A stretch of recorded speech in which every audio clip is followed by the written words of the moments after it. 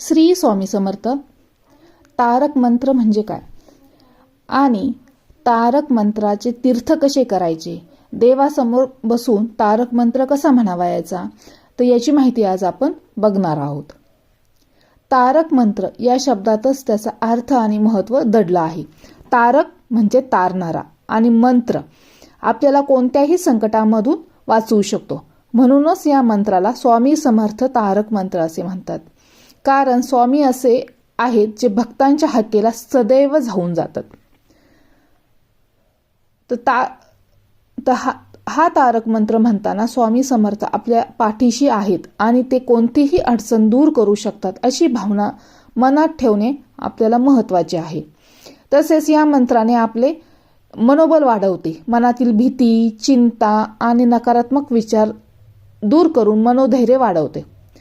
अशक्य गोष्टी पण हा मंत्र शक्य करतो. स्वामींच्या कृपेने अशक्य वाटणाऱ्या गोष्टीही शक्य होतात अशी या मंत्राची शक्ती आहे. तसेच तारक म्हणजे तारणारा या मंत्राचा मुख्य अर्थ आहे आणि तो आपल्याला संकटातून वाचवतो. म्हणून तारक मंत्राचे अनन्यसाधारण महत्त्व आहे आणि स्वामींच्या कृपेने अशक्य गोष्टी शक्य करतो आणि जीवनात सुख समृद्धी आणतो असे मानले जाते. तर तारक मंत्राचे कसा म्हणावायचा, तर रोज सकाळी आंघोळ झाल्यावर आपली देवपूजा झाली की देव घरासमोर बसून किंवा संध्याकाळी दिवे लागण्याच्या वेळेला देवासमोर बसून दिवा लावला की त्यानंतर देवघरासमोर बसायला आसन घ्यायचं आणि तारक मंत्र म्हणायचं आहे.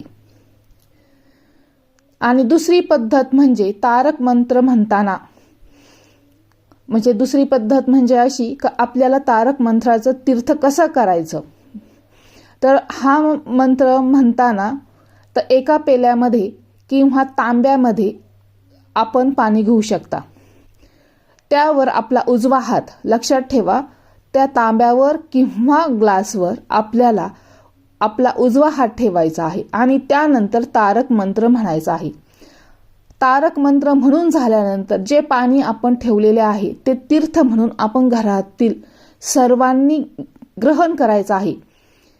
वाचनाची वेळ म्हणजे सकाळी देवपूजा झाली आणि संध्याकाळी दिवे ज्या वेळेस आपण दिवे लागण करतो तर त्यावेळेस किंवा दिवसभरामध्ये तुमच्या वेळेनुसार तुम्ही हे वाचन करू शकता. तर लक्षात आलं असेल तारक मंत्राचं तीर्थ कसं घ्यायचं आणि त्यावर आपला उजवा हात ठेवायचा आहे आणि हा मंत्र किती वेळेस म्हणायचा आहे. तर हा मंत्र जर तुम्हाला शक्य असल्यास तर 1 वेळेस म्हणा, 9 वेळेस म्हणा, 11 वेळेस म्हणा. पण असं आहे की तारक मंत्र हा जर 11 वेळेस जर म्हटला तर आपल्या सगळ्या अडचणी दूर होतात. म्हणून तर कमीत कमी 3 वेळेस म्हणण्याचा प्रयत्न करा. तर शक्य नसेल झाले तर आपण 1 वेळेस म्हटलं तरी चालेल. पण लक्षात ठेवा, सकाळी देवपूजा झाल्यावर आपल्याला तारक मंत्र म्हणायचा आहे आणि संध्याकाळी दिवे लागणीला या 2 वेळ म्हटले तर अतिशय उत्तम. पण हेही शक्य जर नसेल तर कमीत कमी 1 वेळा तरी तुम्ही तारक मंत्र म्हणण्याचा प्रयत्न करा.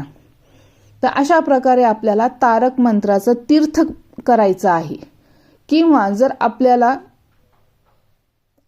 तारक मंत्राचं जर विभूती पाहिजे असेल तर जी अगरबत्ती आपण लावत आहोत देवाला, तर जो अंगारा पडतो ना, तर ती विभूती म्हणून आपण ती तारक मंत्र घ्यायचा आहे.